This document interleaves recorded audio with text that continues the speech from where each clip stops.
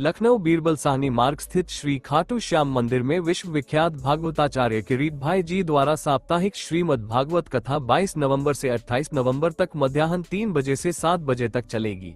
श्रीमद् भागवत कथा से पूर्व कलश यात्रा पंचमुखी हनुमान जी महाराज मंदिर से प्रारंभ होकर खाटू श्याम मंदिर पर संपन्न हुई। गाजे बाजे के साथ भक्तिमय में गीत गाते हुए कलश यात्रा में बड़ी संख्या में महिलाएं सर पर कलश रखकर चल रही थी। पीछे रथ पर सवार भागवताचार्य किरीट भाई जी महाराज भक्तों को अपना आशीर्वाद दे रहे थे। प्रेस वार्ता में प्रश्नोत्तरी कार्यक्रम में किरीट भाई जी महाराज में पत्रकारों के प्रश्नों का जवाब दिया कि श्रीमद् भागवत का श्रवण करना केवल पितरों का उद्धार नहीं, अपनी आत्मा के उद्धार के लिए भी है। कब से कब तक होगी उसके बारे में?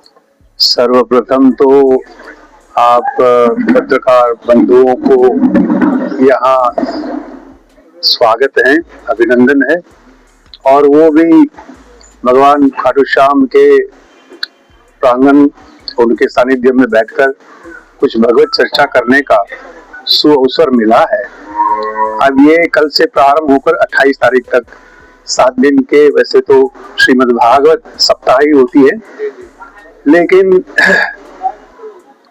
मैं ये समझता हूँ कि आज की तारीख में मेरे जैसे महापुरुषों की सिर्फ राम राम और कृष्ण बोलने के लिए आवश्यकता नहीं है।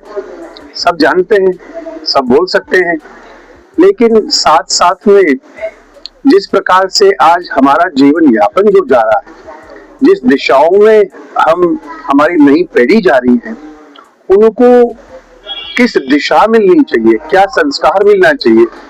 केवल अर्थ कमाना और अपने शरीर की पूर्ति करना ये उद्देश्य मानव जीवन का नहीं होता है।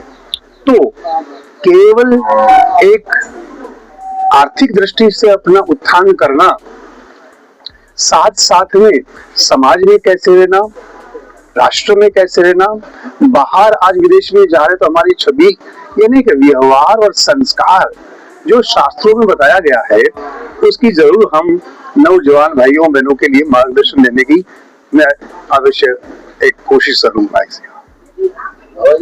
गिरावट जो है वो समाज के हर क्षेत्र में आई है, लेकिन सबसे ज्यादा जो परेशानी है वो बच्चों को लेकर है, जो इस समय इंटरनेट पर फंस गए हैं, मोबाइल उसको लेकर कभी आप नहीं सोचते हैं? बिल्कुल बिल्कुल, मेरा यही उद्देश्य है।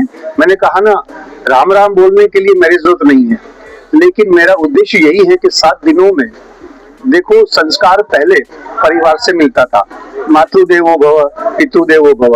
अब संस्कार मिल रहा है सोशल मीडिया और इंटरनेट से।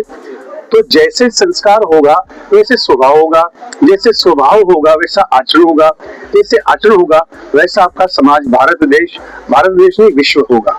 तो मेरा उद्देश्य शास्त्रों में जगह जगह पर, केवल भागवत में तो सीमित नहीं हूँ, आप सब जानते ही हो।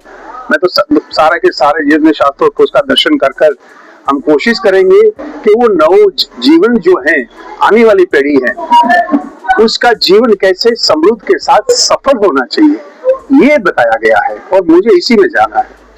चैनल देशबंधु न्यूज़ को बेल आइकन दबाकर सब्सक्राइब, लाइक और शेयर जरूर करें।